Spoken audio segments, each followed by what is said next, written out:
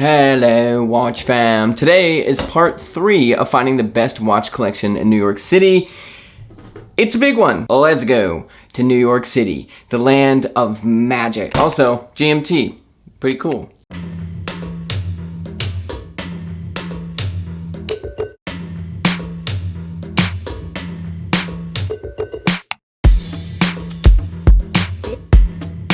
Boom, watch fam.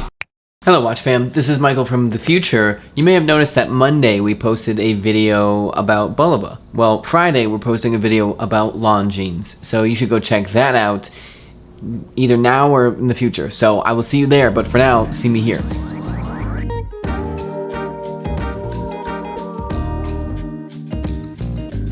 Oh, pretty long.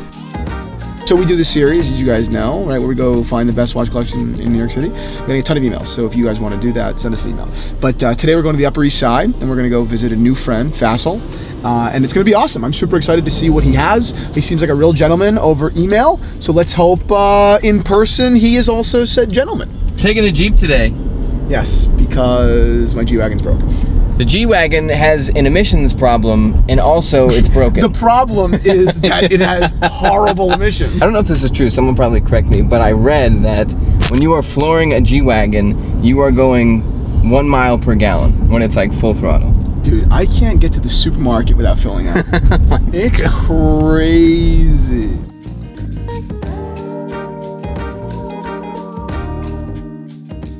Christian's in a meeting right now, so I am tasked with going around the city getting some B-roll for a new Omega film that's coming up soon. We actually have 3 Omega films waiting to be released, so doing that right now in New York City, baby.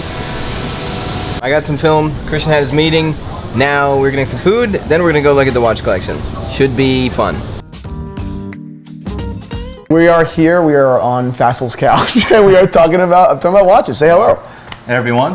This is beautiful. Thank I know you. we're jumping right into it, but I've been looking at this watch for like 40 minutes while we've been talking. Everyone, I am Faisal, based in New York City. Been into watches for, I guess, most of kind of my adult life. Started collecting kind of towards the end of college. Kind of got into the whole Panerai boom and the whole phase back in like the late 2000s. Been kind of collecting ever since. I've heard a lot of guys got really into watches through the Panerai, like Panaristi, Right. boom. I probably started in like 2008, 2009. Oh, okay, so it was later, yeah. Definitely a bit later into it. The design was so unique. Like back then I remember just seeing, like I grew up in Southern California and Rolexes were pretty ubiquitous, right? You'd see a lot of Rolex, a lot of AP, a lot of Omega. And this Panerai thing kind of came out and caught my attention. Had a very kind of rustic, utilitarian, rugged look to them. The straps were great. Like I love just being able to switch between rubber, leather, NATO. They had bracelets. Just so much kind of so much optionality in them that just made them fun to collect. This is unbelievable. This is. When did you get this? So this was back in, I believe, March, April of this year. One of the older 39mm Royal Oak Perpetual calendars. It's basically kind of like an original jumbo, a little thicker. You have the calendar module. So I believe the case itself, the mid case is the same thickness. The bezel is a little taller to accommodate the complication. Yeah, right. This particular one is in steel with platinum. Yep. So you have the polished kind of the center links, the plots, the bezel, all the polished bits are platinum and the rest is steel. I get a ton of wear out of this, and in the warmer months especially, the white dial, I think just kind of goes with everything, and it's just a very light, airy look to it.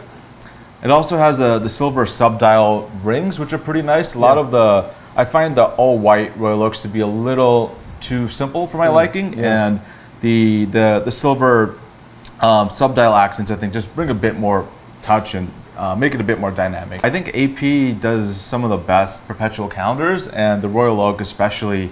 I think it just, the way the complications laid out just looks so great in in the case. You have so many kind of designs and so many design elements that just play so well together. The Rolex is supposed to be, industrial and elegant. That's what makes it so cool. Yeah. The fact that Genta thought about that is amazing. It's beautiful. Thank you. What else you got? I imagine this isn't your only watch. No. Why are you sneaking suspicion that you may have another watch? Yeah, so this is from the 2020 collection. This is a series of 100 in each metal. This one is platinum, has the red ruby, which is a nice touch on it. Yeah. I mean, you walk into a Cartier store, they don't even have one on display. Right. Which I never understood. I mean, why don't you just have one? Exactly. But this is actually my first time holding this watch. Awesome. Yeah. This is beautiful. It wears really well. It's very comfortable. It's elegant. It's a nice classic two-hand watch. Very easy to set. But so alternative. Yeah. I mean, come on. I mean, anyone that sees this watch guy or non-watch guy, is going to say, what is on your wrist? It's a fun watch. Right? I actually didn't even realize that the strap was like that they kind of like stands out, protrudes. I didn't even realize that. Yeah, so very cool. The strap is bolstered. It has kind of a curve to it, which actually is, I think, pretty important in terms of how well it wears on the wrist. Yep. Some of the earlier versions of this, so like the original models in the early 1900s, but also some of the ones up until the 90s, they came on flat straps, and from what I hear, a lot of collectors had a hard time actually fitting the watch to their wrist in a comfortable way, just because of the lug profile. You see that? I even see it on Instagram. When someone posts a photo of an old Asymétrique, it never looks right. Yeah. So since we're on the straps, we'll jump to this guy here. This is a F.P. Journe Lune. It's technically the Octa Lune in platinum. They make this in a 40 and a 42. This is the 40 millimeter. Wow, it's a tank. It is, yeah. It's a tank. You have the full, the movement itself is full rose gold. Rose gold, right? The platinum case, platinum buckle. When did you buy this? This is from last summer. It's the level of detail in the windows. It's beautiful.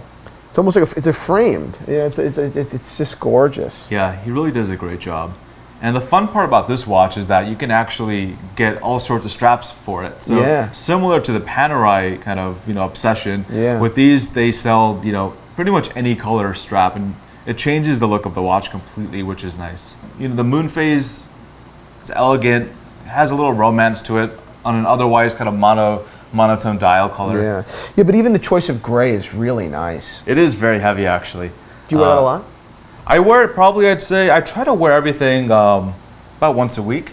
The nice thing about the Journe and even the Cartier is that they're not very flashy watches, so I wear them and I don't like too much attention just walking around and on the subway and whatnot. So they're very nice watches for that reason as well. 5513 Glossy. Yes, so this is 5513 Glossy 1989 model. So 89 is generally kind of known to be the last year of production for them.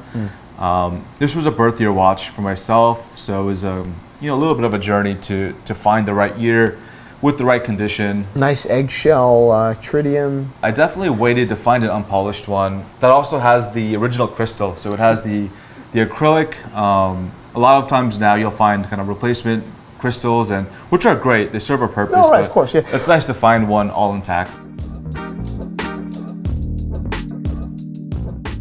So Oysterflex Daytona, steel dial, white metal, just great summer watch. One of probably my most worn watches in the collection, especially in these kind of summer months. I could just run this under the faucet when it gets a little hot out. And what a comfortable strap. These Oysterflex straps, you almost can't say it enough. I mean, like the way they sit off the wrist, and they're more airy. This is beautiful. But my favorite part is really the dial. It's hard to see in photos, but you have this what I call like a stainless steel dial where you have some of the sunburst effect on it, and there's a little bit of a sheen to it that some of like the Panda, the steel black dial just don't have. Yeah.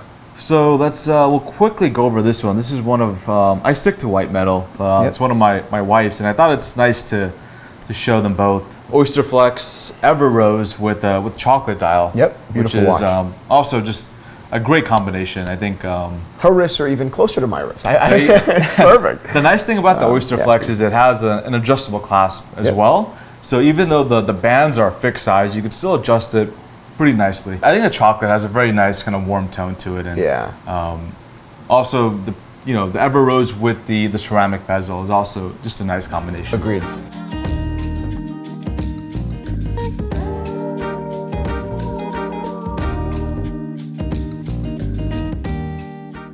This is actually my first Rolex, and I guess the first or the oldest watch in my current collection. Yep. Bought this back when you could still find these in stores. You can still get a ceramic sub, yeah. Previous generation, so it has the more classic maxi case. Yep. Date sub, just Such a nice sound. crunchy bezel, all the good stuff. Yeah, it's a lovely watch. It's a very classic look too. There's no kind of, you don't have to worry about, colors matching with anything when you have some of the green dials or even the Pepsi. It's a bit understated compared to some of the other options out there, and just a very traditional look. Yeah. Actually, the watch I wore at our wedding, so it's definitely something that, it's not gonna leave. And this was your first Rolex? First Rolex. And why did you buy it at the time? So I guess leading up to this, I was actually not a fan of Rolex. I think everyone kind of goes through phases in collecting. Relationship with Rolex. And I picked this up in 2015, kind of, at the tail end of the Panerai obsession. And I think I just realized one day that the 44 or 45 or 46 millimeter watches were just a little big on you? A little big. And then just started kind of getting more into watches, reading history on things, and started to appreciate kind of the timeless kind of evolution of the Submariner and just the provenance and just history of it. One of my favorites, also kind of my go-to travel watch. Okay. My family's based in California. I work with a lot of teams and folks in California, so even for that reason, it's great to have the dual time zone functionality. But they're always iterating on them, and they're always tweaking some things. I work in software, so we have similar mentality where we're always trying to tweak things to make it a little better. And I think Rolex is, it's a bit more of a manufacturing process, but I can appreciate them trying to make things slowly trend in the right direction. It's a serious collection. Will you stay at this size, or will you continue to grow and pare down? How will you do it? Yeah, my preference is to stay at this size and also pare down a little bit. Definitely would love to keep it, under 8. 7 is, I think, ideal. 7 is where I am for myself. It's hard to say. I think Journe, Resonance is always, top of the list. The new RQ he's done, I think, is just a phenomenal watch, and also just a very unique design. And I appreciate the complication. I think no one else does something like that. So definitely up there. Speaking of things no one else does, I don't know anyone else that went from Panerai addiction to an Asymétrique. The more I think about it, I'm like, wow, that was like the most, it was the largest conversion I've ever seen in my life. It's amazing. Yeah. It's not, a lot of folks, a lot of gentlemen, I say, oh, I want to buy a Cartier, I'm obsessed with that watch. It's beautiful. It's beautiful. I haven't stopped thinking about it. But to go such an alternative model is so cool. It's just awesome. And it's so cool.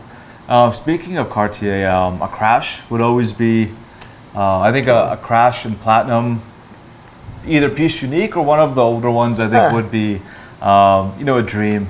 Lovely watch. Dude, thank you so much for this. This has been fantastic. I haven't held many of the watches that were in this box.